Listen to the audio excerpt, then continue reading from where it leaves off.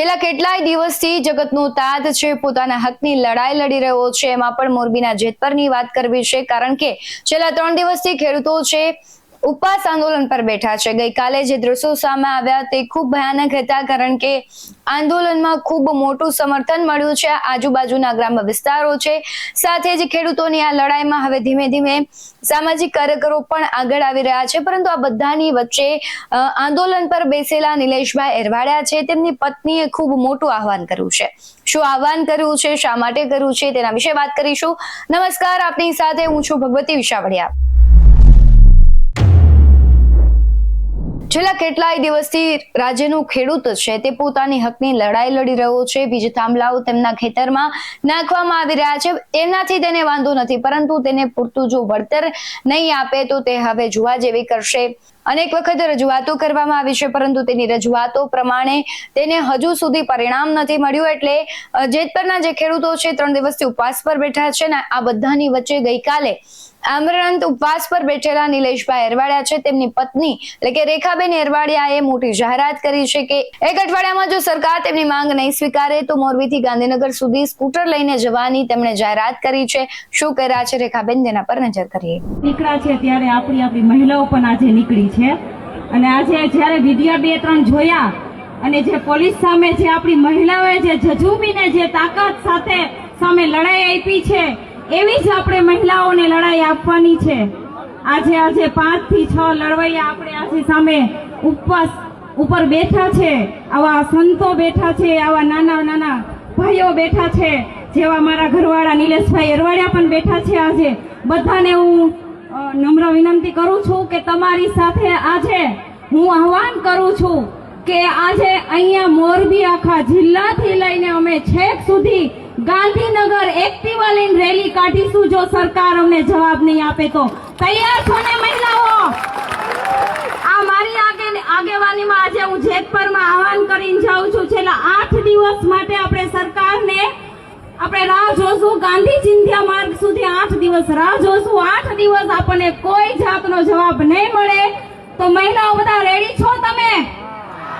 આપણે એક્ટિવા લઈને જવાનું છે, આપણા ભાઈઓ ટ્રેક્ટર લઈને ગયા હતા, આપણે એક્ટિવા લઈને જવાનું છે। અને હવે ખાસ કરીને હું એક નમ્ર વિનંતી કરીશ કે જ્યારે આટલા વડીલો 55 વર્ષના વડીલો જ્યારે અન્નનો ત્યાગ કરીને બેઠા હોય તો મને એવું લાગે છે હવે જુવાનિયાઓને પણ હવે છે ને કોલેજ છોડી અને અહીંયા સાવણીમાં આવી જવું જોઈએ। અને દીકરીઓએ પણ આપણા બાપની જમીન ઉપર જો અદાણી જો રાજ કરતો હોય ને તો દીકરીઓ બધી પણ છાવણીમાં અહીંયા હાજર હોવી જોઈએ, કેમ કે હવે આપણે લડાઈ કરવાનો સમય આવ્યો છે।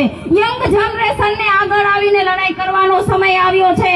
આપણા વડીલોને આપણે આહવાન કરવાનું છે કે તમે અહીંયા છાવણીમાં બેસો, અમે જશું ગાંધીનગર સુધી લડાઈ લડવા, તમારે અહીંયા બેસવાનું છે। તૈયાર છો ને બધા?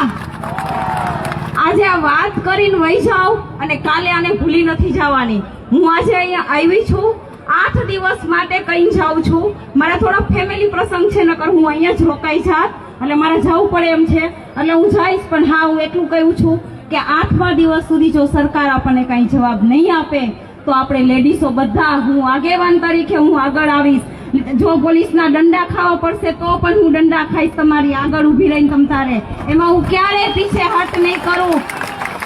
અને હવે બીજી વાત કહું છું નિલેશ એરવાડિયાની, જો એ સમાજ માટે આપણે જ્યારે આંદોલન થયું હતું 2015માં, જો ત્યારે સાબરમતીમાં જઈને આવ્યા હોય અને પછી જો આપણે લડત આપી હતી તો બીજી લડત આપણી કોરોના સામે આપી હતી, જે કોરોના આપણા આખા રાજ્યને ઘેરી ચૂક્યો હતો।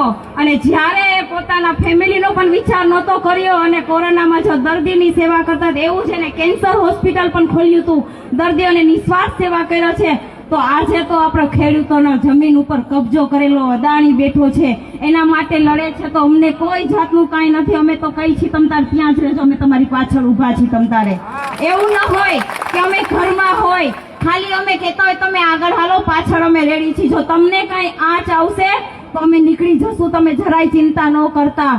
અને આજે મને ખૂબ જ ગર્વ થાય છે જેતપરની મહિલાઓ ઉપર કે આજે રણચંડી બનીને યુદ્ધ લડવા નીકળી ગયા છીએ। હવે હું વાત કરીશ અદાણીની, જો આ થાંભલા નખાઈ જતા હોય ને, આજે યુવા પેઢી નહીં જાગે તો આ વડીલો લડતા લડતા એ થાકી જશે, તો આપણે જાગૃત જવાનું છે અને આ લોકો તો લડશે પણ આપણી બાપ દાદાની વિરાસતી લોકો લઈને વહી જશે. આજે જાગૃત નહીં થાય, આજે નહીં તો કાલે કઈ હાથમાં નહીં આવે. એટલે હું કાલથી કહું છું, કોલેજ હોય છોડી દ્યો, આપણે આ જંગ લડવાની છે. આપણા વડીલો એકલા લડશે તો નહીં ચાલે. આપણે દીકરીઓને અને દીકરાઓને બધાને લડવા નીકળી જવાનું છે. હવે હું વધારે કઈ નહીં કહું. અસ્તુ. જય ભારત. વંદે માતરમ. ખૂબ સરસ. રેખાબેન માટે જોરદાર તાલી થઈ જાય.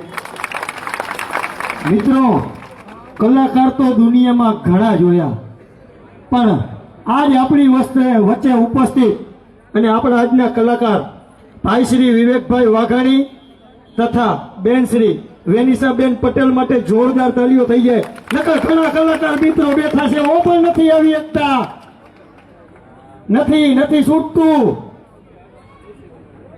અને વેનિસાબેન પટેલે ખેડૂત માટે રીલ્સ પણ બનાવે છે, તો ફરીથી એકવાર જોરદાર તાલીઓ સાથે વધાવશું.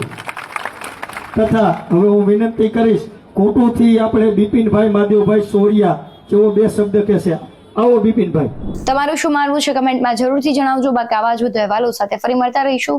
તમે અમારી યુટ્યુબ ચેનલને સબસ્ક્રાઇબ કરવાનું અને ફેસબુક અને ઇન્સ્ટાગ્રામ પર ફોલો કરવાનું ભૂલશો નહીં. બાકી નવી અપડેટ્સ મેળવવા માટે આપ જોતા રહો BS9 ન્યૂઝ. નમસ્કાર.